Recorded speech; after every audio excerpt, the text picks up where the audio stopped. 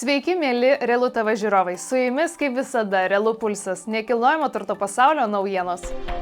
InReal džiaugiasi geriausiu ketvirčio rezultatu nuo 2022 metų antrojo ketvirčio. Galima teigti, kad vyksta palaipsninis rinkos atsigavimas, nors skaičiai tiesiekia 2018 metus. Kovo mėnuo buvo aktyviausias laikotarpis per 2 metus, teigia InReal investicijų ir analizės vadovas Tomas Sovijus Kvainickas. Smagu pradėti laidą nuo gerų naujienų. Citus analitikų duomenimis, kovo mėnuo Vilniuje buvo geriausias mėnuo net nuo užpernykščio vasario.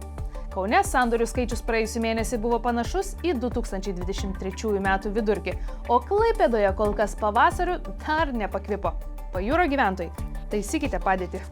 Lietuva taip pat džiaugiasi pirmojo metų ketvirčio rezultatais. Metų pradžia nuteikia optimistiškai. Pirmojo metų ketvirčio rezultatai patvirtina mūsų prognozes dėl kokybiško būsto paklausos, kuri išlieka nepaisant aukštų palūkanų normų. Šiuo metu rinką palaiko būsto gyvenimui, o ne investicijai ieškantys gyventojai, sako bendrovės vadovas Kęstutis Vanagas. Tai, kad pirkėjų aktyvumas auga, tvirtina ir Eikos atstovai. Jų teigimu beveik ketvirtadaliu ūgtelėjęs pirkėjų aktyvumas labiausiai buvo jaučiamas ekonominėme segmente. Čia per pirmą ketvirtį būsto pirkėjų skaičius išaugo net 40%. Tuo tarpu vidutinės klasės pardavimai per ketvirtį ūgtelėjo 24%, lyginant su prieš tai buvusiu ketvirčiu. Prestižinės klasės pardavimai per ketvirtį sumažėjo 17%. Vystytojų pasidalintą informaciją patvirtina ir registrų centras, teigdamas, jog atėjęs pavasaris atnešė kiek daugiau aktyvumo ir į nekilnojamo turto rinką. Vis dėlto, nepaisant kovą fiksuoto kiek padidėjusio įregistruotų sandorių skaičiaus, vis dar atsiliekama nuo pastarosius kelerius metus stebėtų sandorių kiekių vidurkių. Vystytojai tikisi, jog šiemet rinka dar truputį suaktyvės, bet iš esmės išliks stabili. Jei svarstote būstą pirkti ar dar palaukti, nebelaukite, jūsų metas jau atėjo. Norite gyventi ilgai ir sveikai? Tuomet jūsų svajonių vieta viena iš 5 mėlynųjų zonų. Čia žmonės gyvena ilgai, retai kada serga ir 100 metų sulaukti visiškai įprasta. Nenuostabu, kodėl žmonės plūsta į šias vietas, norėdami ilgo ir sveiko gyvenimo. Nors ir mūsų Lietuva graži, tačiau jos šiame sąraše nėra.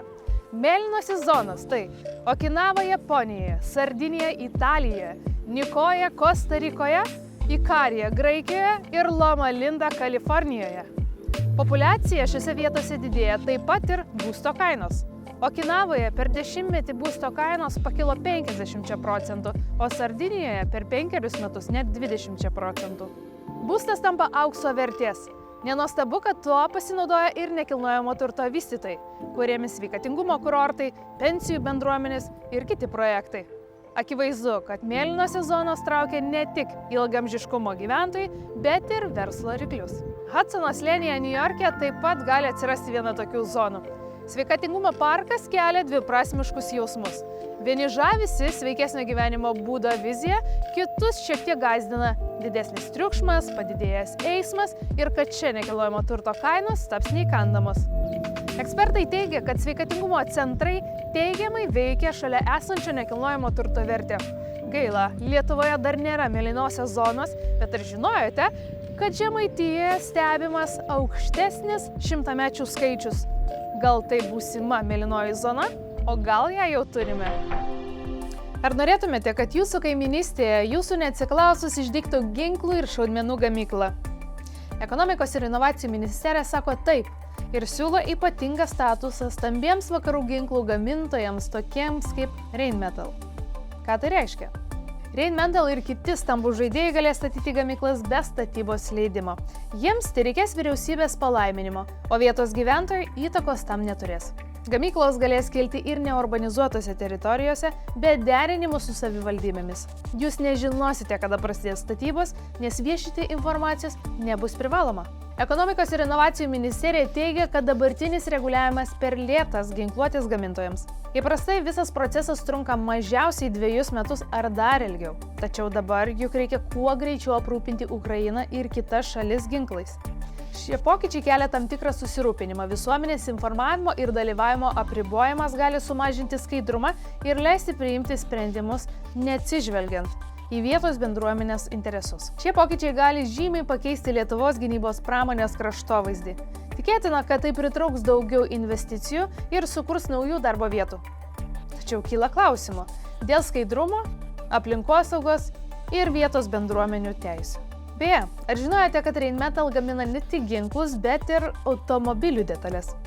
Įdomu, ar naujoji gamykla Lietuvoje gamintų ir automobilių baterijas. Na, o pabaigai apžvelgsime populiariausius kovo mėnesį portale Realu.lt pradėtus reklamuoti butus esančius Kauno mieste. Daug dėmesio sulaukęs kovo mėnesio objektas – 3 kambarių loftas miesto centre Žemaičių gatvėje. Butas unikalus ne tik vieta, bet ir savo interjeru. Loftas įrengtas sekant New Yorko loftų interjero tendencijas. Be to, jame yra ir gausu modernios ir išmanios įrangos. Butas yra gerai žinomo Citus vystytojo projekte Radio City. Butas Vilijampolėje, Raudondvario plente. 3 nepereinami kambariai, patraukli vieta ir patraukli kaina. Štai kas domina ieškančius būsto.